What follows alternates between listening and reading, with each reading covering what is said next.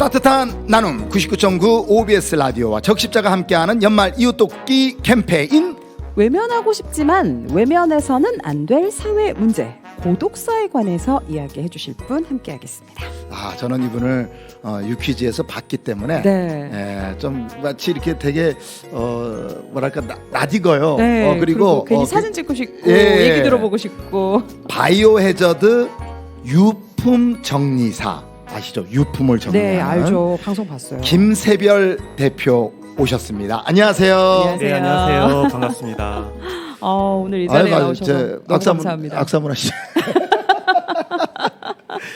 저기 그 프로그램 나가신 다음에 많은 분들이 알아보시죠.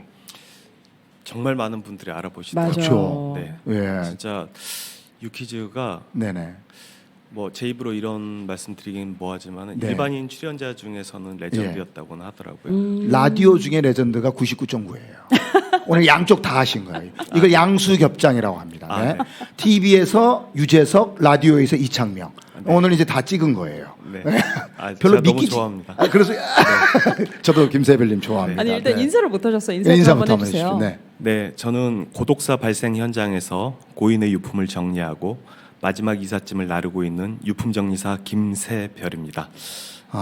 사실 이제 유품 정리사가 이게 TV 드라마에서도 한번 나왔었어요. 네네. 그래가지고 드라마에서 봤을 때 참 저 유품을 정리할 때 가족의 마음, 그러니까 본인이 직접 가족의 마음으로 이제 유품을 정리를 하더라고요. 그렇죠. 그렇게 되면 이제 가족의 마음으로 보면 정리할 것이 생기고 그분의 정말 과거, 그분의 추억을 함께 공유하는 듯한 맞아요. 그런 느낌을 받는다고 저는 드라마에서 봤는데 어떻습니까? 그러니까 실제로 네. 어떤가요? 제가 쓴 책을 모티브로 해서 나온 그 드라마를 보신 것 같아요. 그죠. 네. 그 드라마에서 보신 것처럼 네네. 그런데 이제 보통 유품 정리라고 하면 돌아가신 분의 모든 생활 살림들, 그 집에 있는 짐들을 정리하는 거라고 생각하시는데 일반적인 유품 정리를 의뢰하시는 분들은 없으시고요. 보통 가족분들이 직접 정리를 하신다든지 그러고 저 같은 경우는 이제 주로 고독사 발생 현장 아니면 그 스스로 생명을 놓은 그런 안타까운 현장들 그게 늦게 발견되는 경우들이 많거든요. 그런 현장에 돌아가신 자리에 특수 청소를 하고 네네. 그분의 유품들 그런 유품들은 정서적인 유품들이 있을 거고요. 그리고 현금 가치가 있는 유품들을 따로 분별해서 가족분들에게 전달해드리고 나머지는 또 폐기까지 해드리는 네. 그런 일을 하는 게 유품 정리사라고 보시면 될 것 같습니다.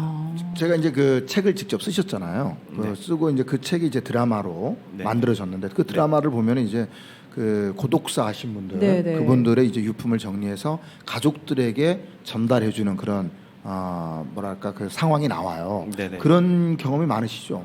그런 경험 많고 네네. 또 어떨 때는 전달을 해드려도 이렇게 안 받으시는. 받기를 거부하시는 분들도 그렇죠. 계시고 네. 오히려 그리고 전달할 곳이 없는 상황도 너무 안타까울 것 같아요. 전달을 요즘 같은 경우는 받으려고 하시지 않는 경우들이 네. 오히려 더 그게 더 많아요. 마음이 그러니까. 아프고. 그리고 이제 경제적 어려움 때문에 직접 장례를 치르지 못하고 무용고 시신 처리를 해버린 경우에는 네. 마지막 그 집 정리까지도 좀 외면해버리는 상태가 돼버리다 보니까 전달이 아예 안 되는 경우들도 굉장히 많습니다. 그럼 그런 경우는 사실 어떻게 접수가 되는 거예요? 저 같은 경우는 개인적으로 제가 한 1년 6개월 정도 보관을 하고 있다가 네. 찾으러 오면 전달을 해드리고 그 이후에 이제 폐기를 하는 입장입니다. 아니 근데 어떻게 하시다가 유품 정리사 직업을 선택하셨어요? 저는 장례 지도사를 12년 정도를 했거든요. 네네. 그런데 하루는 장례를 치르고 나가셨던 유가족분이 장례식장으로 찾아오셨어요. 네. 그러니까 그 퇴근하고 음. 집에 돌아와 보니 아버지께서 각혈을 많이 하시고 돌아가신 거예요. 그래서 평소 홀로 아버님을 모시고 생활해 오시던 따님이 그런 상황이 되니까 장례를 치르고 집에 가서 직접 정리를 하려고 하니까 너무 힘드시더래요. 여러 가지 생각들이 들더래요. 교차되겠죠. 네, 왜 그러냐면 각혈을 하시는 이유들의 대부분은 약주들을 많이 드셔서 좀 간이 좋지 않은 경우에 각혈들을 많이 하시거든요. 네네네. 그래서 변변치 않은 형편 때문에 병원에도 제대로 모시고 가지도 못하고 그리고 그놈의 술만 좀 줄이거나 끊었어도 이런 상황까지는 발생이 되지 않았을 텐데라는 그런 말씀을 하시면서 그러니까 이제 뭐 네. 뭐랄까 좀 그러니까 좀 서러움과 또 화나는 것과 이런 게 딸의 입장에서는 막 맞아요. 교차가 되겠죠. 여러 가지 생각들이 네, 드시더래요. 예. 그래서 아무래도 시신에 대한 경험이 있는 장례 지도사들이 좀 도움을 주면 어떠냐 하고 이제 찾아오셔서 그 일을 이제 도와드리게 됐어요. 그랬는데 이제 왜 쓰레기 종량제 봉투에 담아서 배출하고 뭐 동사무소 스티커 발급 받아가지고 왜 동네마다 쓰레기 버리는 자리들이 맞아요. 다 있잖아요. 있죠. 따로 정해져 있죠. 있죠. 이렇게 내놨더니 동네 분들이 자꾸 뭐라고 하시는 거예요. 아저씨 그거 쓰레기를 거기다 갖다 버리면 어떡해? 아니 왜 여기 버리는 데 아니에요? 아 그게 아니고 우린 너무 무서워 그게. 돌아가신 분 짐이잖아. 그런데 이제 우리가 보면 그거 어떻게 유독 해요? 우리나라는 죽음에 관련돼서는 무섭다, 두려워하죠. 네, 혐오스럽다 맞아요. 이렇게들 생각을 하시더라고요. 네. 네네네. 그래서 이제 그거를 그때 당시 그날의 어떤 기억들을 블로그에 막 적은 거예요. 그랬는데 누가 그 글을 보고 또 연락을 주셨어요. 네. 내가 우리 부모님이 두 분 다 돌아가셨다. 거동이 불편한 어머니를 아버지께서 모시고 살았는데 간병에 지친 아버지가 먼저 돌아가시고 그다음 어머니께서 아사로 돌아가셨다는 거예요. 근데 막상 이걸 정리를 하려고 하니까 아무도 못 해주겠다고 사람 죽은 집을 우리한테 청소를 맡기냐고 오히려 소리들을 지르고 화를 내시더래요. 네네. 그래서 이런 일을 할 수 있는 사람이 없겠나 찾아보다가 도저히 찾을 수가 없었는데 우연히 제가 쓴 일기를 봤다고 하더라고요. 그래서 연락을 했고 도움을 드리고 난 다음에 네. 이런 직업이 좀 세상에 좀 필요하겠구나 네. 그런 생각이 들어서 유품정리사의 길로 들어서게 됐습니다. 그렇구나. 아니 근데 이제 그 장례 지도사를 하셨지만 네, 이거는 이제 사실은 가족도 좀 꺼려할 만큼의 어떤 유품의 정리잖아요. 그렇죠. 그것을 처음 하셨을 때 네, 조금 뭐라고 할까 장례 지도사와는 좀 다른 그 정리를 하신 이후에 네. 어떤 그 충격이라든지 심리적인 뭐 이런 것들은 좀 없으셨나요? 뭐 현장에 대한 심리적인 충격이라고 하면 당연히 없었고요. 네. 장례 지도사 시절 때부터 많이 직접 현장에 보셨으니까. 가서 모든 시신을 저희 손으로 수습을 해오고 네네. 입관도 하고 그랬기 때문에 그런 건 괜찮았는데 오히려 주변에서 사람들이 결국 꺼려. 저렇게 술이나 마시고 저렇게 살다가 죽을 줄 알았다. 음. 뭐 이런 얘기들 그러면서 고인의 유품들을 정리를 하면서 그분이 왜 혼자 살 수밖에 없었는지 그리고 왜 주변 사람들과 이렇게 단절이 되고 이렇게 혼자 살았는지를 네네. 알게 되는 순간 그런 것들이 좀 마음적으로 좀 힘들고 때로는 어떤 특수한 경우들이 있어요. 뭐 저도 이제 딸아이를 키우는 입장에서 요즘 뭐 아이를 먼저 보내고 스스로 생명을 내던지는 부모님들이 계시거든요. 그런 현장에 대해서는 개인적으로 좀 트라우마가 있어서 너무 힘든 편이고요. 그러니까 대표님 스스로도 좀 네. 추스리실 시간도 필요하실 것 같아요. 네. 감정도 그렇고. 사실 이제 저도 우리 큰 누님이죠. 이제 큰 누님의 이제 조카가 20대 초반에 이제 운명을 달리했었어요. 그래서 이제 네네. 우리 큰 누님도 이제 그러한 상황에서 벗어나시는데 굉장히 힘드심을 겪었어요. 이제 그러면서 이제 본인이 지금은 이제 이겨 나가고 있는데 기억에 나는 그런 유품 정리도 있었을 것 같아요. 네. 네.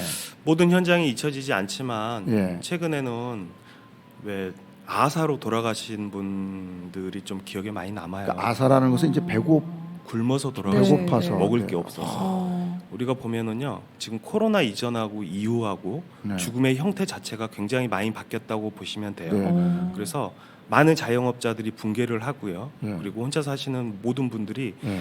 특히 40, 50대 중장년층 분들이 직장을 잃고 집에 먹을 게 없어서 도움을 받지 못하고 정말 마지막 컵라면으로 드셨을 법한 그런 컵라면 용기 하나만 보이고요.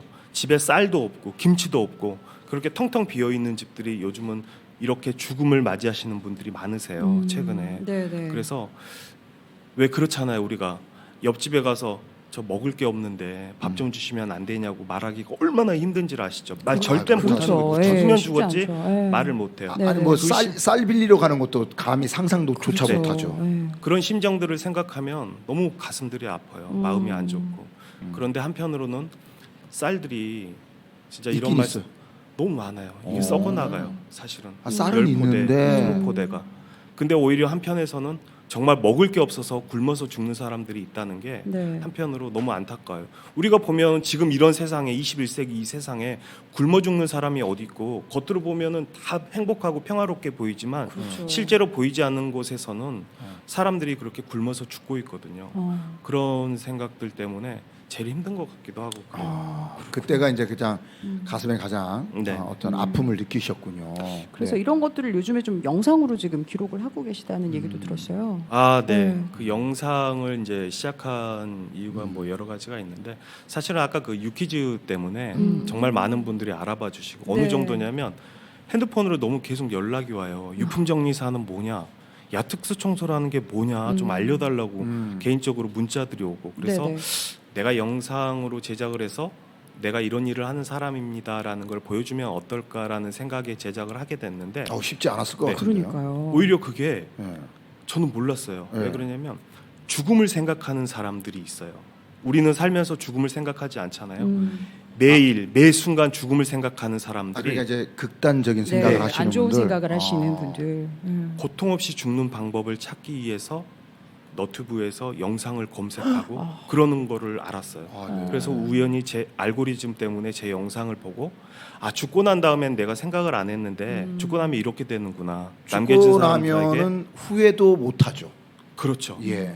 이렇게 피해를 주는구나. 남겨진 가족들이 이렇게 힘들어하는구나라는 그렇죠. 걸 알게 되고 네네. 오히려 살아봐야 되겠다는 댓글이 달리기 시작해요. 아, 정말. 100개, 잘됐다. 200개씩 달려요. 그렇게. 네네. 그래서 아 내가 영상 한 편당 한 사람을 살릴 수 있다면 10편이면 10명을 살리지 않을까라는 그렇죠. 생각에 시작을 하게 된 거예요. 음. 그래서 어느 정도 되니까 구독자도 되고 영상 수익금이 발생이 되니까 지금 아까도 제가 40, 50대 고독사가 심각하다고 말씀드렸잖아요. 네. 그분들의 자제분들이요. 이제 20대예요. 그렇죠. 20대죠.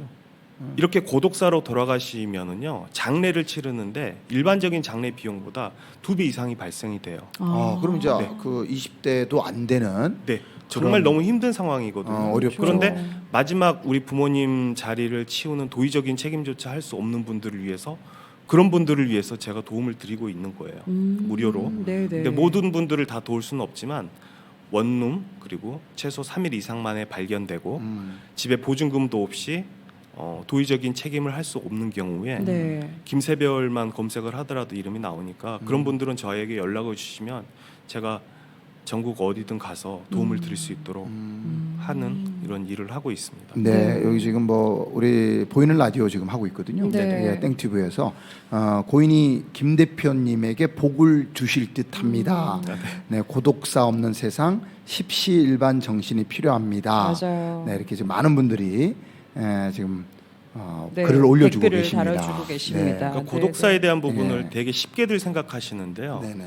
고독사는 남의 문제가 아니고 결국 우리한테 닥칠 수도 있는 문제거든요. 그렇죠. 또 사회 저에게 문제기도 하고. 일을 의뢰하시는 분들 네. 모든 분들 100이면 100 다 하는 말씀들이 다 똑같으세요.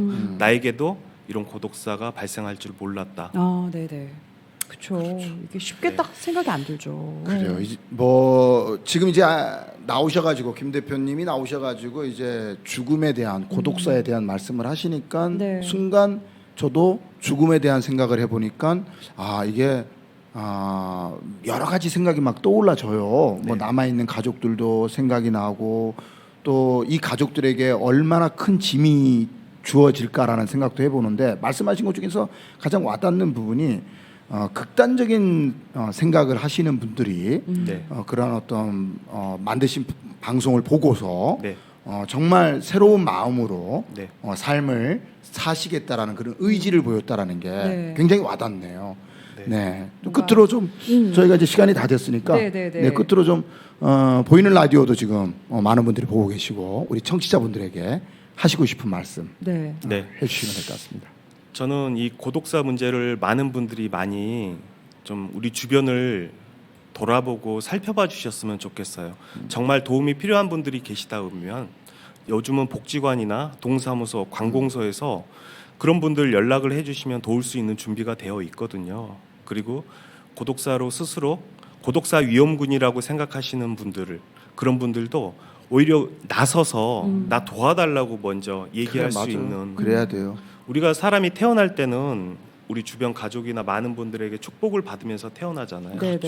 근데 쓸쓸하게 혼자 외롭게 돌아가셔서 뭐 길게는 3달 만에 발견되는 그런 죽음들은 좀 막고 맞아요. 없어졌으면 하는 그리고 마지막으로 저의 이런 직업이 사라졌으면 하는 그런 바람을 가지고 있습니다. 그래요. 아유, 오늘 알겠습니다. 너무너무 말씀 감사합니다. 네, 우리 김세별 예. 대표님 오늘 또 어떻게 보면은 또 새로운 뭔가의 하나의 또 이제 어떤 직업에 대해서 알게 되기도 하면서 그러니까요. 네. 이런 분들을 통해서 또 우리가 사회 문제가 어느 정도 또 해결이 됐으면 맞아요. 하는 바람도 맞습니다. 갖고 있고요. 네, 네. 네, 오늘 함께해 주셔서 너무너무 감사합니다. 감사합니다. 지금까지 바이오 해저드 유품 정리사 김세별 대표님이었습니다.